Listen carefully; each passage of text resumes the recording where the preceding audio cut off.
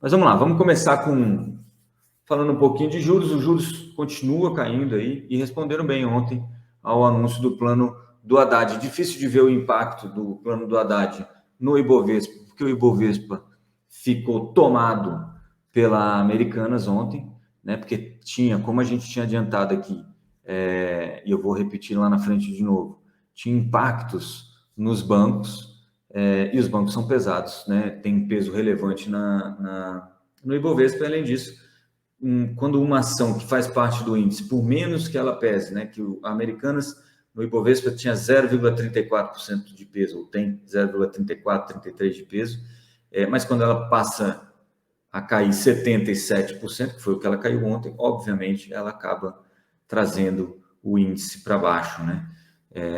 E aí, mesmo com Petrobras e Vale subindo, ontem não deu para ver o Ibovespa no positivo, e também ficou difícil da gente mensurar se o plano apresentado pelo Haddad fez preço. Parece que não, mas lá nos juros, pelo menos, não atrapalhou, tá? Pode colocar a materinha do Haddad aí, para a gente passar um pouco pelos pontos, que são os pontos aí mais importantes desse plano, né, desse pacote de medidas do Haddad. Pode aumentar, Matheus, e baixar um pouquinho essa matéria aí.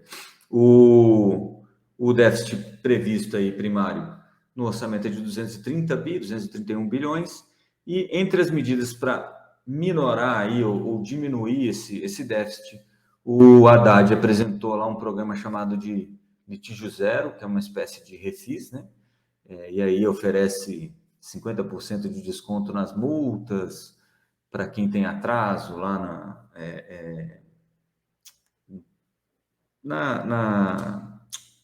meu Deus, atraso com tributos, né? Está com atraso em tributos, ou está com alguma pendência, ou está com algum litígio, lá no CARF, principalmente, e aí vai oferecer um desconto na multa para a pessoa pagar esses impostos já. E aí entra um dinheirinho a mais eu ia falar na cabeça do Haddad, mas não está certo isso, na percepção da equipe econômica, tá bom?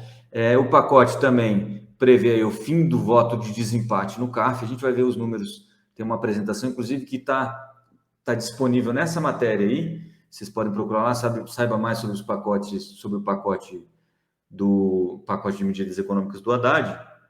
E tem a apresentação que ele fez ontem, o PowerPoint lá, vocês conseguem ver isso com um pouco mais de detalhe, se vocês quiserem. Lembrando que eu sempre defendo aqui que vocês vão até a fonte da informação para ver com os próprios olhos, né? Da uma de São Tomé. Bom, então o pacote prevê também aí o fim do desempate no CARF, o voto de desempate no CARF, a favor dos contribuintes, e a volta do voto de qualidade, né? Tinha um voto no empate, estava dando, se empatasse, as turmas são de 8 membros, né, de julgamento lá no CARF, 4 da Receita Federal e 4 representantes dos contribuintes. Quando empatava, estava indo para os contribuintes. Isso tem causado queda na arrecadação e aumento do estoque, segundo o Haddad, tá? Aí a gente pode até discutir isso aí um pouquinho melhor, mas isso tem causado insegurança, segundo ele. E vai voltar provavelmente o voto de qualidade, que eles chamam, que é o presidente do CARF, que normalmente é um representante do governo. Normalmente não, é sempre um representante do governo, ou da Receita Federal, da PGFN, alguma coisa assim. E então, no caso de empate, iria para essa pessoa e ela diria para quem vai. E aí, estranhamente, o Haddad acha que, se isso acontecer, aumenta a arrecadação. Então, estranhamente aqui, entre aspas, obviamente. Muito bem. E a redução de 50 bi em despesas por meio da revisão de contratos e programas. Isso aqui a gente vai falar também um pouquinho. Tem a ver com o recadastramento do Bolsa Família, que só aí parece que são uns 20 bi, alguma coisa nessa ordem. Retirada do ICMS da base de cálculo de créditos tributários do PIS/COFINS, que pode aumentar a arrecadação em 30, e medidas de reoneração, que é medidas para voltar a cobrar tributos que tinham sido isentados ou minorados aí na época nesse último ano ou durante o governo Bolsonaro. Se obtiver sucesso, o ministro da Fazenda, o Ministério da Fazenda estima que o saldo das contas do governo em 2023 possa ficar positivo em 11,13 bilhões, embora admita o ministro que a visão mais realista seria um déficit ainda em torno de 100 bilhões. Matheus, consegue abrir aí aquele PowerPoint do Haddad? E aí eu quero mostrar algumas coisinhas para vocês e a gente vai passando aqui com um pouco mais de detalhe para a gente entender aqui o que o Haddad pretende, né? O que a equipe econômica pretende. Então ele fala que, já de cara, tem uma reestimativa de receitas que o Tesouro Nacional divulgou há pouco, realmente, que é de 36 bilhões a mais do que estava no orçamento, então já tem 36 que caiu do céu. Depois disso, tem esse aproveitamento de crédito de ICMS, PiscoFins, etc. E tal. Esse ICMS aqui, o que o Haddad estava falando é o seguinte, tem uma decisão do STF que diz que tem que dar o PiscoFins não pode incidir sobre o ICMS, sobre o total, né? Então ele desconta o ICMS. Vamos lá. Vamos tentar fazer isso aqui da forma mais fácil. O PiscoFins, ele não incide sobre o total da fatura, ele incide sobre fatura menos ICMS, então só sobre esse valor aqui, esse montante, mas ele estava sendo creditado para outra ponta, né, para a ponta do contribuinte, como se fosse sobre o total. E isso estava tendo um descasamento e um prejuízo para a União. Então, agora, o que eles querem fazer é tirar esse total aqui, em vez de creditar o total, creditar somente o que está sendo realmente descontado de PiscoFins, o que parece fazer sentido, mas de alguma forma parece estranho que ninguém tenha visto isso antes. Inclusive, o Haddad falou sobre isso na apresentação dele. Então, teria isso aí geraria alguns recursos aqui da ordem de 80 bilhões, mais ou menos, juntando 30 bilhões mais 20 e pouquinhos, uns 60 bi, e depois tem mais 20 bi que ele diz que seriam permanentes em função das mudanças que eles devem fazer no CARF. E aí a tentativa de mudar a lei sobre o voto de qualidade, retomar o voto de qualidade, tá bom? Além disso, pode ampliar aí um pouquinho, Matheus?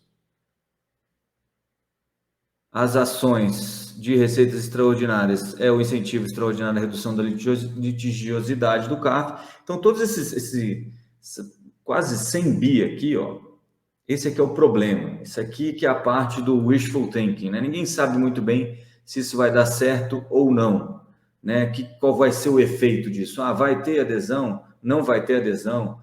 O contribuinte que está em litígio vai continuar em litígio, porque ele pode ir até a justiça, ou ele vai encerrar isso logo e esquecer de ir até a justiça? Eu acho que isso é algo que a maior parte das pessoas não estão levando em conta, e nem o Haddad. O Haddad, inclusive, soltou uma frase ontem que ele disse, não, se todas essas metas aqui forem obtidas, você zera o déficit. Mas a gente não acha que todas as metas vão ser alcançadas, segundo são palavras do Haddad, tá? Não são palavras minhas. Então, assim, ele mesmo já sabe que isso não deve acontecer. Mas tem aqui receita primária com ativos do PIS/PASEP, que já estava previsto lá na PEC, e efeito de revisão aí de contratos e programas, 25 bi, que deve ter bastante aí em função do recadastramento do Bolsa Família, revisão de INSS talvez, e alguns outros programas em andamento que a ministra Simone Tebet diz que os ministérios vão ter que rever para ver o que eles querem ficar e o que eles pretendem cancelar, os programas que estão em andamento deles lá. Além disso, tem uma parte de restos a pagar, que, na minha concepção, era sempre obrigatório, mas ontem a Simone Tebet disse que não, que tem alguns restos a pagar que não precisam ser pagos, e isso também geraria alguma economia. Muito bem. Eu separei a matéria da Rafaela Vitória, Matheus. Aqui, ó, o pacote de Haddad deve agradar mercado. Vamos lá, antes de eu falar, vou colocar uma pessoa aqui que é muito mais inteligente, que eu já participou desse programa, vou trazer de novo, inclusive, em breve, para a gente falar um pouquinho sobre as perspectivas econômicas aí depois desse pacote, tá? A Rafaela, que é economista-chefe do Banco Inter falou o seguinte: olha, o pacote do Haddad deve agradar o mercado, e realmente parece que agradou o mercado, porque é aquela coisa, né? Estava muito ruim e ficou só ruim, e isso já é bom. Você vê como são as coisas. Pode subir aí, Matheus, por favor. Então, a Rafaela diz o seguinte: ó, entre as medidas anunciadas, cerca de 120 bilhões em receitas são bastante factíveis, que não são exatamente receitas, né? São não gastos, tá? Eu coloquei receitas aí entre parênteses, mas são não gastos, tá bom? Como cortes de gastos e reoneração de combustíveis. Lembrando, e aí vou voltar para aquele comecinho lá que eu falei, reoneração do PIS/PASEP, o PIS/COFINS lá dos combustíveis, é o seguinte: está ancorado na posse do Jean Paul Prats na Petrobras e na revisão do PPI, que é o preço de paridade de importação lá, para que consiga, então, segurar o preço nas refinarias, né, que a gasolina saia mais barato para as distribuidoras, e aí sim você volta com o imposto e o preço fica igual, mas em vez de as refinarias e a Petrobras estarem ganhando esse dinheiro vai para os cofres da União via tributação, beleza? É isso. O preço, em tese, permaneceria o mesmo. Então, se hoje a gasolina está a R$ reais, vai, o litro, e 20 centavos, não é isso, tá, gente? Mas 20 centavos era esse excesso de ganho das refinarias, isso vai continuar lá no preço, só que em vez de ir para as refinarias, vai virar imposto com a reoneração do PIS/COFINS. Beleza? Então é isso, só vai trocar de mãos, vai para o governo, em vez de ir para o pessoal do refino e para a Petrobras, basicamente, tá bom? Essa é a ideia. Por isso que isso não acontece até que o Jean Paul Prats esteja na Petrobras e esse PPI tenha sido revisto. Pelo menos é isso que deram a entender. Porque se você reonera agora, você impacta a inflação, porque o preço dos combustíveis está em basicamente tudo no país, tá bom? Então ela fala que entre a redução de despesas está a expectativa de economia com recadastramento do Bolsa Família e revisão de outros programas que podem liberar até 25 bilhões para o governo fazer frente aos compromissos. Tá bom? Pode subir um pouquinho mais, Matheus, por favor. E aí a Rafaela falou, olha, tem medidas, principalmente relacionadas ao tal do vestígio, como é que chamou aquilo lá? Até esqueci o nome já.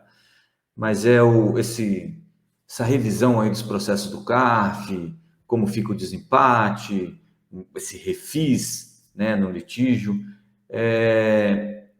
Ela diz que são otimistas e dependem de outros fatores ligados a processos judiciais, né? Porque você pensa o seguinte: você é o contribuinte, então você entrou no CARF, que é o Conselho de Administração de Recursos Fiscais, porque você acha que você foi tributado errado, né? A Receita Federal tributou você de uma forma que você acha que está equivocado. Você vai até o CARF e fala: olha, eu não quero pagar isso porque vocês estão errados. Muito bem, lá no CARF vão ter 4 caras representando os contribuintes e 4 pessoas representando a Receita Federal ou o governo, digamos assim. E eles empataram. Muito bem. Ficou 4-4, foi para o voto de qualidade, já, vamos supor que a lei já tenha sido alterada e tenha voltado o voto de qualidade para o presidente do CARF. O presidente do CARF diz: não, quem ganhou foi realmente o governo. Você, que é contribuinte, ainda pode ir à justiça. Beleza? Então, tem que sopesar isso, tem que calcular isso direito para saber qual o incentivo para eu não ir à justiça. Ah, não, já vai minorar aqui a minha multa? Então, se eu não estou muito seguro do que eu estou pedindo, aí posso até fazer, não, então beleza, eu topo aqui, me dá um descontinho na multa, eu pago o tributo e pronto. Mas não se sabe na prática, até porque isso nunca ocorreu antes, né? O Haddad também falou sobre isso ontem, com extrema sinceridade. Não se sabe na prática qual vai ser o resultado disso. Tem uma estimativa de que isso leve a um aumento da arrecadação, mas não se sabe como é que isso vai funcionar de verdade. Pode aumentar aí de novo. Que é o que o Haddad falou ontem. Se você somar a meta de cada ação, ela zera o déficit. Mas sabemos que a meta de cada ação não vai ser atingida. Muito bem, Haddad. Parabéns para você. Lembrando, gente, para o mercado é importante sinceridade, porque sinceridade e previsibilidade faz com que você saiba como se posicionar, tá bom? Por isso, não é de se estranhar que o mercado ainda mantém um desconto no plano ambicioso de transformação de 230 bilhões de déficit em superávit apresentado pelo ministro. Em geral, aí diz a Rafaela Vitória, a estimativa de déficit entre 0,1% e 1% do PIB é bem factível e uma boa notícia. Nosso modelo hoje aponta para um déficit na casa de 1,3% do PIB. E o corte que vai dar aí mais ou menos uns 130 bi. E o corte de 50 bi nos gastos significa que podemos ter um déficit de 0,9, conclui a economista. Beleza? Como que o mercado reagiu a isso? De boas, né? Como diriam os amigos da minha filha. De boas. Tem que agilizar aqui porque a gente tem programação hoje está cheia, mas como que o mercado reagiu? Reagiu com a curva de juros indo para baixo, como estava sendo os últimos dias, certo?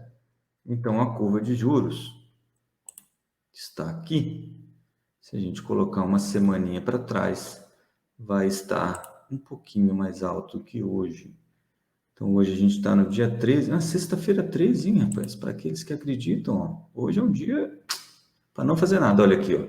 A curva continua recuando, o que é um bom sinal e é uma aposta no governo.